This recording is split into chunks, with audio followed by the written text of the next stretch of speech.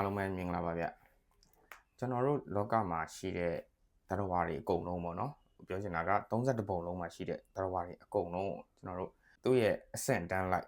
စီလိုက်မယ်ဗျအနေဆုံးကနေအမြင့်ဆုံးထိအဆင့်တန်းဆိုတဲ့စီမှာကဘာကိုပြောချင်တာလဲဆိုရင်အသိဉာဏ်ကိုပြောချင်တာပါအသိဉာဏ်ကွာသွားတယ်တယောက်နဲ့တယောက်အသိဉာဏ်မတူဘူးတိရစ္ဆာန်နဲ့လူနဲ့လည်းအသိဉာဏ်မတူနဲ့လူနဲ့လူနဲ့လည်းအသိဉာဏ်မတူကြဘူးအသိဉာဏ်ပေါ်မူတည်ပြီးတော့ကျွန်တော်တို့ level လိုက်စီသွားလိုက်ရင်မြတ်စွာဘုရားကဟိုထိတ်ဆုံးမှာရှိပါတယ်။ဘာဖြစ်လို့လဲဆိုတော့လောကမှာဘုရားလောက်အသိဉာဏ်ရှိတဲ့သူမရှိဘူးလေ။နောက်တစ်ခုကအသိဉာဏ်ကိုကြောဘာကိုသိတဲ့ဉာဏ်လဲအသိဉာဏ်ဆိုတာက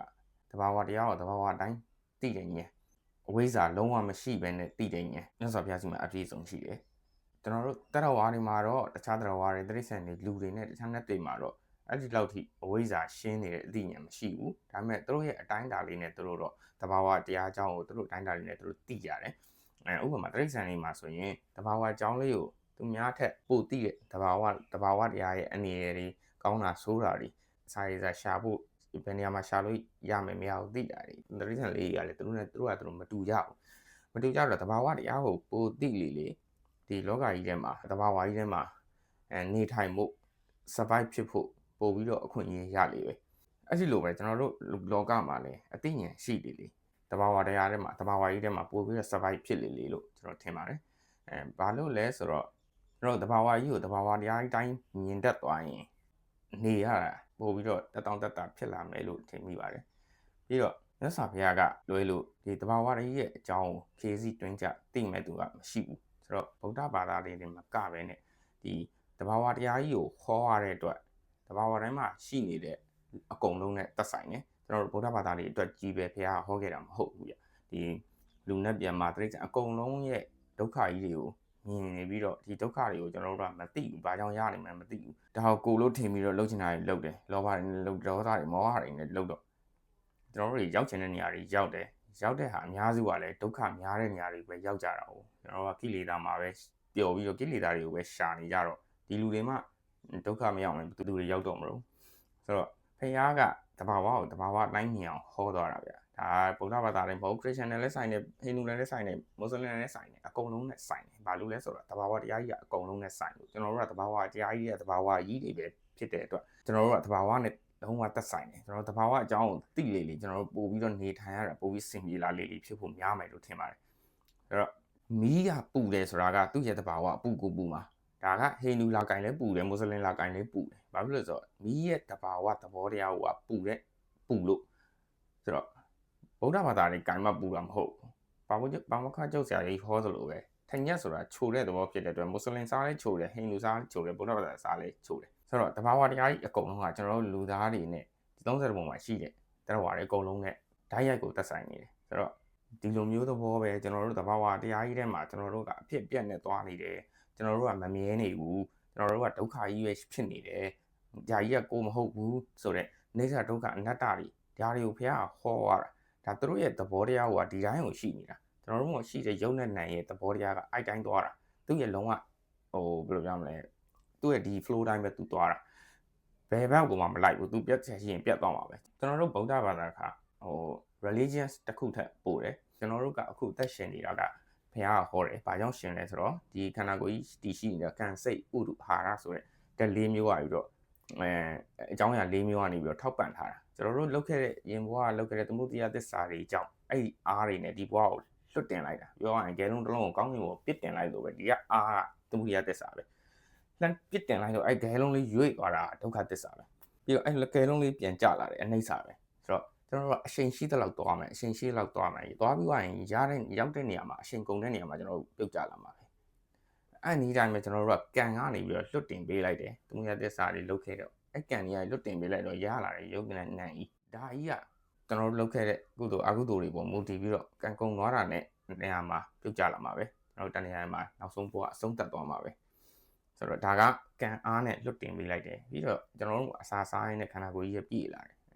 ခန္ဓာကိုယ်ကြီးကဖောင်းလာတယ်များစားရင်ပိုဝရတယ်အိတ်မစားရင်ပိတ်နေဆိုတော့ဒီခန္ဓာကိုယ်ကြီးကအစာကြီးတွေနဲ့အစာတွေကိုအစားထိုးထားတာလေအဲ့တော့အဲ့အစာတွေကကိုယ်မှမဟုတ်တာအာဟာရတွေကဆိုတော့ကျွန်တော်တို့ကုတ်အင်းကြီးထူကြီးဝက်လိုက်တယ်လူပိန်ပိန်လေးတယောက်ကကုတ်အင်းကြီးထူကြီးဝက်လိုက်တဲ့ချိန်ကျရင် မင်းဝါလာတယ်လို့ဘယ်သူမှမပြောဘူး။ဘာလို့ဆိုတော့ဒါကြီးက तू မဟုတ်ဘူးဆိုတာသိတာကိုကုံကြီးအကြောင်း तू ကြီးဖြစ်နေတာကိုအဲ့လိုပဲကျွန်တော်တို့အစာစားလိုက်တဲ့အခါမှာလည်းအဲ့အစာတွေကြောင့်ပဲကျွန်တော်တို့ကြီးလာတာအဲ့အစာတွေကကျွန်တော်တို့မှမဟုတ်တာအပြင်ကနေပြီးတော့ထဲရလို့အဲ့ဒါတွေကနေပြီးတော့အာဟာရဖြစ်ပြီးအဆီတွေဥစ္စာတွေဖြစ်လာတာကိုကျွန်တော်တွေးမိတဲ့ဟာလေးတွေကိုကြုံလို့လမ်းကြုံလို့ပြောပြတာပါဆိုတော့ကျွန်တော်ဟာပြန်စားရင်ကျွန်တော်တို့ကသဘာဝတရားကြီးကိုကျွန်တော်တို့သိနိုင်တဲ့အတိုင်းတာကအရင်နေတယ်လေဆိုတာကရွေးရှားတယ်တွန့်ကန်တယ်ဒီဟာလောက်ကိုတော့ဒီဟိုရင်ခေတ်ကလေးကသင်္ဘောတွေရက်ဖွင့်ပြီးတော့သွားကြတာပဲဒီသဘောတရားကိုသူတို့သိလို့လေကိုအသုံးချသွားတာအဲ့လိုအသုံးချသွားတာ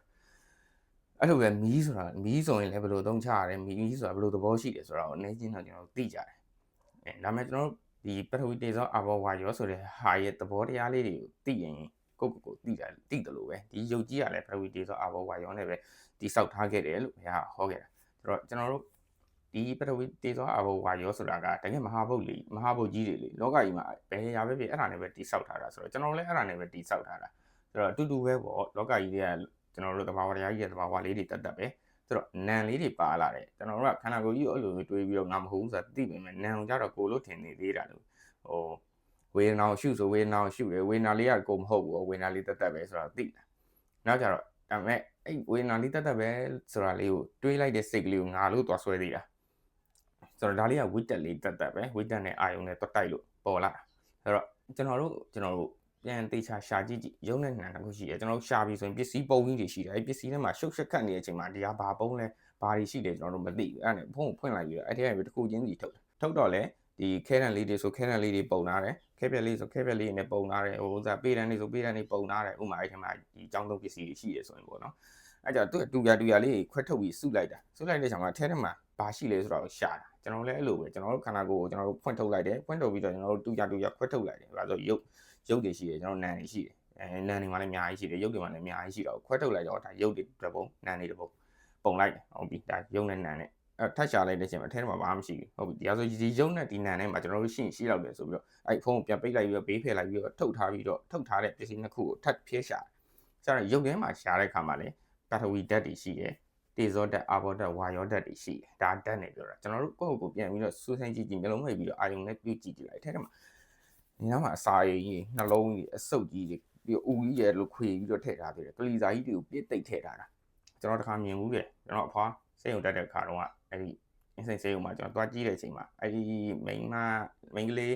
ဟိုဒါအိမ်နာရဲ့ဒီနားမှာအပေါက်လေးရှိအဲ့ပေါက်ကလှမ်းကြည့်လိုက်တဲ့အချိန်မှာအဲ့ရင်ခွဲယုံလှမ်းတွေ့တာဗျအဲ့မှာဘာဖြစ်နေလဲဆိုလူကြီးတယောက်ပလက်တန်ပြီးဒီဘက်ကိုခွဲနေတာရင်ခွဲနေတာကျွန်တော်ငယ်သေးတယ်အဲ့ဒါတွေ့ပြီးတော့တော်တော်ကြောက်သွားတာဗျရင်ခွဲနေတာရင်ခွဲလိုက်တော့သူကကျွန်တော်တို့ဖိတိတ်ပြီးတော့အတင်းလော့ချထားပြီးတော့ပိတ်ထားတဲ့ပုံလို့ပဲဖွင့်ထုတ်လိုက်တိုင်းသူက what ဆိုပြီးတော့ပွင့်ထွက်သွားတာဗျသူအထက်ထဲမှာပြစ်ကျိတ်ပြီးတော့ထည့်ထားသလိုမျိုးဖြစ်နေတော့အဲ့ဒီကနေပြီးတော့ဘာလဲမသိဘူးအနောက်အောက်ကနေပြီးတော့တစ်ခုဆွဲထုတ်လိုက်တယ်ဆွဲထုတ်ပြီးတော့အဲ့ဒါကိုဖြတ်ပြီးတော့ဘေးနားပုံလာကျွန်တော်အဲ့ဒါကိုကြည့်ပြီးတော့ကြောက်သွားတာအဲ့နဲ့အမေကလာခေါ်လို့ကျွန်တော်ပြန်လှည့်လာတယ်အဲ့ကြတော့အိမ်ပြန်မယ်ဆိုရင်ကားကရောက်တော့လေကားတွေကိုကြည့်ပြီးလူတွေကိုလိုက်ကြည့်ဒီလူလက်သေးအောင်ပါပဲဒီလူကြီးခွဲခံရမှာဒီလူလက်သေးအောင်ပါဒီတိုင်းခွဲခံရမှာပဲငါလည်းအဲ့တိုင်းခွဲခံရမှာဆိုပြီးတော့လာကိုစီးရမယ်ကားလာတော့မှပဲတတိမထားမိဘူးဆိုတော့အဲ့ဒါကြီးပဲတွေးပြီးတော့အဲ့ဒါပဲကြောက်သွားတာအဲ့လိုမျိုးဖြစ်တော့ကျွန်တော်တို့ထဲမှာအဲ့ဒါတွေပဲရှိတယ်ကျွန်တော်တို့ဆိုတဲ့ဟာကိုထပ်ဝင်ရှာလိုက်တယ်ဟုတ်ပြီကလီစာတွေကငါလားဆိုတာနှလုံးအောင်ငါဆိုလားဟုတ်လားဟုတ်ဘူးနှလုံးဆိုတာလေသူ့ကသူခုံနေတယ်သူ့လို့သူလုံနေဟာတခုပဲအဆုပ်ဆိုတာလေကိုလားအဆုပ်ကငါလားဆိုတော့လည်းမဟုတ်ပြန်ဒါဆိုမျက်လုံးကငါလားနှာခေါင်းကငါလားသွားငါလားရှားငါလားဆိုတော့မဟုတ်ဘူးငါရဲ့ပိုင်ဆိုင်မှုတွေလို့ကျွန်တော်တို့ထင်တာဥပမာဒါဆိုရင်ငါမျက်လုံးဒါဆိုငါနာဒါငါပါးစပ်ငါသွားငါနှလုံးငါအသိငါဥအကုန်လုံးငါဟာလို့ပြောနေအောင်အဲ့ပိုင်ဆိုင်တဲ့ဟာဘယ်နာမှလဲငါဆိုတဲ့ဟာဘာမှလဲဒါတွေကငါဟာဒီလို့တွေးရင်ဆိုရင်အဲ့ဟာတွေကိုပိုင်ဆိုင်တဲ့ငါဆိုတဲ့ဟာဘယ်ဟာလဲဆိုတော့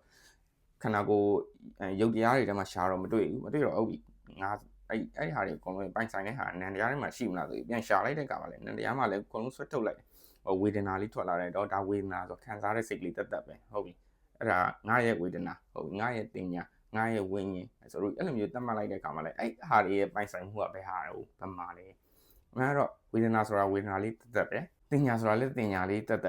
သူ့တဘာဝလေးတွေကြီးပဲဒီမှာလဲဟိုဒါပထဝီဆိုတာလဲပထဝီတက်ပဲတေဇောဆိုတာလဲတေဇောတက်ပဲအာဘောဝါယောတက်စီပဲဒီဘက်မှာလဲဝေဒနာရဲ့သင်္ခါရဘာညာဒါတွေကလည်းအကုန်လုံးကလည်းတက်စီပဲသူ့ဟာလင်းနဲ့သူတို့ကပုံစံတူပင်မဲ့သူတို့ရဲ့သဘောတရားချင်းကွာသေးတာဟုတ်ဆိုတော့ အဲ့ဒါဘယ်မှာပဲရှာကျွန်တော်တို့ဆိုတော့ရှာလို့မတွေ့ဘူးဗျာအတွင်းနှစ်ထိစိုက်ပြီးတော့တွားကြည့်လိုက်တယ်အလေထိကိုကြည့်လိုက်တော့အယိုးကိုတွားတွေ့မှာအယိုးထပ်ပြီးတော့အယိုးတွေကိုထပ်ဝင်ကြရင်မရှိတော့ဘူးဘာမှဆိုတော့အယိုးကကျွန်တော်တို့လည်းမဟုတ်ဘူးအယိုးပေါ်မှာကတ်နေတဲ့အသားကလည်းကျွန်တော်တို့မဟုတ်ဘူးကြောတွေကလည်းကျွန်တော်တို့မဟုတ်ဘူးကျွန်တော်တို့ကတဘာဝတရားတက်ပဲအဲ့တော့ဒီတဘာဝတရားကြီးတွေကိုကျွန်တော်တို့ငါလို့ဆွဲထားတာ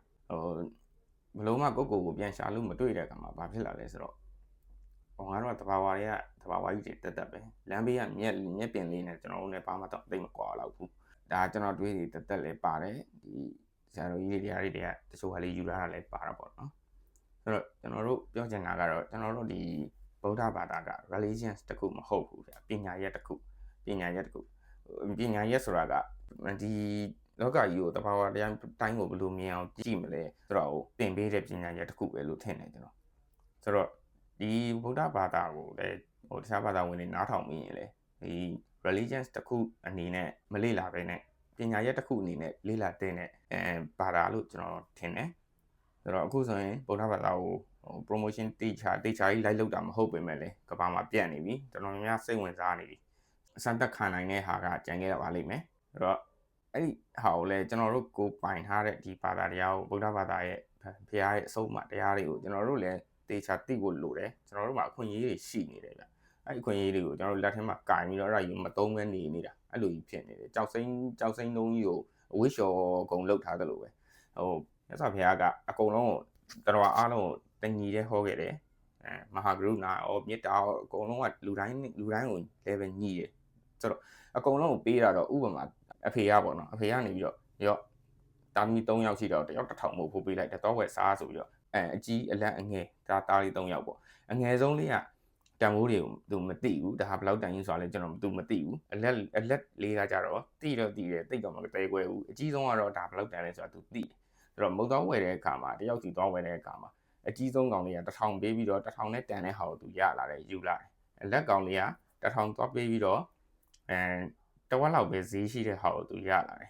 ဒီတကြားလုံးလေး1000ပေးပြီးတော့တကြားလုံးလေးရလာတာဆိုရင်သူမဟုတ်ဘူးဆိုတော့သူအဲ့လောက်တော့သိပြီမဲ့လေတေးချာကြီးမသိတော့တဝက်လောက်ကတော့လိန်ခံလိုက်ရတယ်ဒါနောက်ဆုံးကလေးလေးကကြတော့လုံးဝဒီဟာရဲ့တန်ဖိုးကိုမသိဘူးအဖေကပေးလိုက်တော့တယောက်1000ပဲဒါပေမဲ့ဒီဟာရဲ့တန်ဖိုးကိုသိတာမသိတာပေါ့မူတည်ပြီးတော့ကျွန်တော်တို့ရတာမရတာကွာခြားသွားတာဆိုတော့ဒီကလေးလေးက1000နဲ့လေးတော့ပေးပြီးဂျားလုံးတစ်လုံးလေးနဲ့ပဲပေးလိုက်တယ်သူသိမှာမဟုတ်ဘူးဒါအဲ့တော့ကိုရတာတဲ့ဟာကိုအပြည့်ကအသုံးမချနိုင်တော့ဘူးကျွန်တော်တို့ကအဲ့ကြတော့ကျွန်တော်တို့ဗုဒ္ဓဘာသာတွေအားလုံးကျွန်တော်တို့ရထားတာအရန်တန်ဖို့ရှိတယ်ဒါကြီးကိုခွင့်ရေးကိုကျွန်တော်တို့လွတ်လို့မရဘူးဒီခွင့်ရေးလွတ်သွားလိုက်ရင်သာသနာပဲတော့ပြန်ပေါ်လာမယ်ဆိုတာသိရတာမဟုတ်ဘူးဗျာကျွန်တော်တို့ဒီသာသနာရှိနေတဲ့နောက်မှပဲဒီလိုလူဖြစ်အောင်မှသာသနာရှိတဲ့နေရာကိုရောက်အောင်မှဒီသိဉာဏ်ရှိအောင်မှဒါတွေကိုဝါသနာပါအောင်မှရထားတဲ့ခွင့်ရေးကအကြောင်းတရားတွေတော်တော်စုံနေပြီဆိုတော့ကိုလှုပ်ဖို့ပဲကြံတော့တာကျွန်တော်တရားနာရင်ကျွန်တော်တရားနာတဲ့အကြောင်းလေးကိုကျွန်တော်နောက်မှတပုတ်ပြောပြပါအောင်မယ်ကျွန်တော်တရားနာရင်ဘယ်လိုမျိုးကျွန်တော်ဘယ်လိုနာလဲဘယ်လိုတုံးတက်လဲဘယ်လိုဆင်ခြင်လဲဆိုတဲ့အကြောင်းလေးကိုလည်းကျွန်တော်ဗီဒီယိုတစ်ပုတ်လုပ်ဖို့ရှိပါတယ်အဲ့တော့ကျွန်တော်ဒီဗီဒီယိုတွေကိုအားပေးတဲ့သူတွေအားလုံးကျေးဇူးတင်တယ်နောက်တစ်ခုကိုညီတောင်းနေတာကYouTube မှာကျွန်တော် channel လေးရှိပါတယ်အဲ့ဒါလေးကိုလည်းဘန်မကြည့်ရင် subscribe လေးလုပ်ပေးကြဖို့လည်းမြတ်တာရက်ခံပါတယ်ကျွန်တော်ဝါသနာနဲ့ကျွန်တော်ဝမ်းစာနဲ့ဒါတထထဲကြာရင်တော့တိုင်းထက်လုံးပေါ့ဗျာဒါဆိုရင်ကျွန်တော်ပို့ပြီးလဲအားဆိုင်နိုင်တယ်ပို့ပြီးတော့လေ့လာနိုင်မယ်ပေါ့ဒီစိတ်ကူးနဲ့ရောကျွန်တော်တည်ထားတာလေးတွေကျွန်တော်စိတ်ကူးလေးတွေကျွန်တော်အတွေးလေးတွေကိုကျွန်တော်သူများတွေကိုပြောပြချင်တဲ့စိတ်ကူးနဲ့ရောဒီဗီဒီယိုတွေလုပ်နေတာပါဆိုတော့ကျွန်တော်ဟာတွေကိုကြည့်ပြီးတော့လဲအားလုံးကျင်းနေကြမယ်ဝမ်းသာကြမယ်လို့လဲမျှော်လင့်ပါတယ်ဆိုတော့ကျွန်တော်ပြောလိုက်တဲ့ဗီဒီယိုလေးတွေမှာလဲနားထောင်ပြီးတော့အတွေးလေးတွေတစ်ခုခုတော့ရသွားမယ်လို့လဲမျှော်လင့်ပါတယ်ခင်ဗျဆိုတော့ကျွန်တော်တို့ဒီနေ့ကတော့ကျွန်တော်တို့ရတဲ့အခွင့်အရေးလေးကိုရတယ်လို့အသုံးချဖို့လိုတယ်ကျွန်တော်တို့ဒီလောကကြီးကိုပတ်စံတက်လာရှာရမှာမဟုတ်ပဲဒါပေမဲ့နေရတဲ့ပုံစံကကျွန်တော်တို့လူလောကကြီးရောက်လာပြီးတော့ပတ်စံပဲလာရှာနေရတယ်လို့ဖြစ်နေတယ်ဆိုတော့မိုးလင်းလာနဲ့ပတ်စံရှာဖို့စာဝတ်နေရေးပဲစိတ်ကူးနေရတယ်စာဝတ်နေရေးကိုပဲအာရုံစိုက်နေရတယ်ဆိုတော့ကျွန်တော်တို့မှဒီလိုလုပ်ဖို့အတွက်အချိန်တွေကိုလိုတယ်အရန်ကြီးကိုချစ်ချုပ်ပြီးတော့အချိန်တွေကိုဖယ်ထားရတယ်ကျွန်တော်လည်းအဲ့တိုင်းပဲကျွန်တော်အလုပ်ရှိတယ်ဒါပေမဲ့ကျွန်တော်ဒီဗီဒီယိုလေးလုပ်ဖို့ရောကျွန်တော်လေ့လာဖို့ရောကျွန်တော်တရားနာတဲ့အချိန်ရောတစ်နေ့ကိုကျွန်တော်တော့ခွဲချင်စိတ်ဖျားရတာတော်တော်ခက်ခဲပါတယ်ကျွန်တော်ဒီကဲလို့ဆိုရင်လူတွေသိတာများလာရင်တော့ဒါလေးကဝင်လမ်းကြောင်းတစ်ခုဖြစ်ကောင်းဖြစ်နိုင်တယ်လို့လည်းမျှော်လင့်ချက်ရှိတယ်ကျွန်တော်ဒီထက်လည်းအများကြီးလေ့လာပါဦးမယ်လူရာလေးတွေကိုလည်းဖြည့်ပေးကြပါလို့မေတ္တာရက်ခံပါတယ်အားလုံးပဲကျေးဇူးတင်ပါတယ်